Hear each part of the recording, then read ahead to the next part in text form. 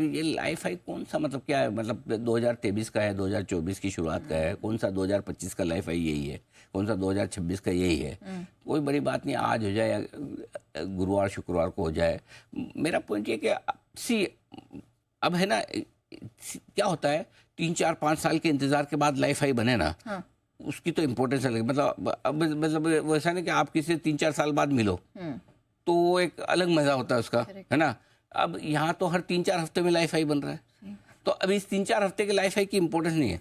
3-4 हफ्तों में जब जब लाइफ हाई बने तो उसमें इम्पोर्टेंस एक ही चीज की है। अच्छा। और वो इम्पोर्टेंस किस चीज की है? लाइफ हाई पे इंडेक्स है।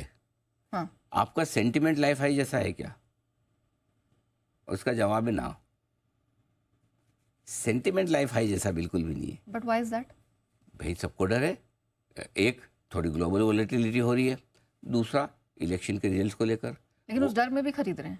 देखो जिसको लेना ले रहा है भाई, जिसको एक दिन, एक हफ्ते, एक महीने और 4 जून तक के लिए लेना है वो डरेगा। हाँ। जिसको 4 जून के बाद के लिए लेना है उसको काय का डर? सही बात है। भाई आपने तो, हमने तो चिल्ला चिल्ला के रिसर्च कई बार रखी ना, इलेक्शन के 6 महीने पहले बाजार पॉजिटिव रहता है, इलेक्शन के 6 महीने बाद लोअर सर्किट लगने के बावजूद बाजार पॉजिटिव हो जाता है। करेक्ट। तो ये खाली रिसर्च ऐसा तो नहीं कि आपको और हमको ही पता है, हमारे दर्शकों को पता है, जो पैसा लगा रहे हैं उनको सबको पता है। बिल्कुल। और कई बार लोग मानते कि अब दोनों तरह के लोग हैं। एक तरफ ऐसे लोग मानने को बड़े स्ट्रॉन्ग तैयार के इस बार कांटे की टक्कर है, कई सीटों पर जहां 100% बीजेपी की परफॉर्मेंस थी वहां कम हो सकती है, वोटिंग परसेंटेज कम होने का नुकसान रूलिंग पार्टी को। आज से 2 इलेक्शन पहले छोड़ दीजिए, 2014 और 19 को, उससे पहले हमेशा वोटिंग परसेंटेज कम होने का नुकसान ओपोजिशन को होता था कि ज़्यादा वोटिंग पड़ेंगे तो ओपोजिशन को फायदा होगा।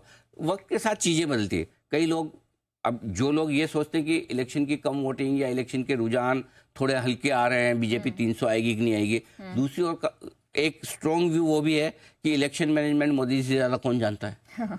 हर इलेक्शन के वक्त लोग क्वेश्चन मार्क लगाते आए, हर इलेक्शन में उन्होंने आउट परफॉर्म किया है। करेक्ट। आज आपकी 300 की एक्सपेक्टेशन कौन जाने 300 से ज़्यादा है, और अभी दो फेज हुए हैं, 5 फेज बाकी है। करेक्ट। करेक्ट। सो बहुत सारी ए फॉर बट है। सो इलेक्शन को लेकर कूद जाना, देखो जो चीज़ हम रोज दिन रात करते हैं, क्या मार्केट, वही ढंग से समझ नहीं आता। इलेक्शन जो 5 साल में एक होता है जिसमें अपने को ABCD नहीं आती, हम सबकी कंबाइंड विजडम की बात कर रहा हूँ मैं। करेक्ट। क्यों दिमाग लगाना है? अच्छा। हाँ ठीक है, आप सिर्फ इतना समझिए, इलेक्शन का रिजल्ट क्या आएगा किसी को नहीं पता, जिस दिन आएगा उसी दिन पता चलेगा। वोटिंग परसेंटेज कम ज्यादा होने का किसी को नहीं पता, जब होगा तब देखा जाए।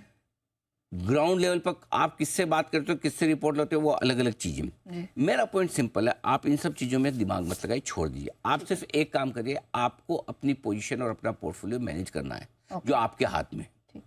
आपको कितनी रिस्क रखनी है, आपको ये देखना है कि अगर इलेक्शन के रिजल्ट फेवरेबल आ गए और मैं अंडर इन्वेस्टेड हूं तो क्या, और अगर इलेक्शन के रिजल्ट अनफेवरेबल आए और मेरी जो पोजीशन है मैं संभाल सकता हूं क्या।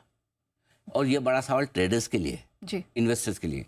रहा सवाल ट्रेडर्स का, तो हर एक फेज के इलेक्शन के पहले, फॉर एग्जांपल फ्राइडे को इलेक्शन हो रहे हैं किसी जगह 3rd फेज में, उससे 1 आध दिन पहले मार्केट नर्वस होगा। हाँ, नेक्स्ट डे अगर नंबर ठीक ठाक दिखेगा बढ़ जाएगा। ठीक है, ये ट्रेंड आप 2 फेज में देख लीजिए, आगे भी दिखेगा। सो आप थोड़े सावधान रहिए, अलर्ट रहिए, पोजीशन को मैनेजेबल रखिए, ताकि आपको थोड़ा ऊपर नीचे हो जाए तो डर न लगे। बाकी इलेक्शन का रिजल्ट क्या आएंगे क्या नहीं आएंगे उस पर दिमाग लगा के कुछ फायदा नहीं है। अभी 5 फेज और बाकी हैं, ना आपको समझ में आएगा, ना आप सही एनालिसिस कर पाएंगे। और सबसे ज़्यादा बढ़िया बात ये, डर लगता तो 50% पहले इन्वेस्टेड रहो, 50% बाद में रखो। बढ़ जाए तो भी ठीक, घट जाए तो भी ठीक, 50% में तो आप मैनेज हो गए कम से कम। बिल्कुल सर, अगर नई रिस्क रखनी है तो। ठीक है सर, बाकी तो अपने हिसाब से आप चलिए।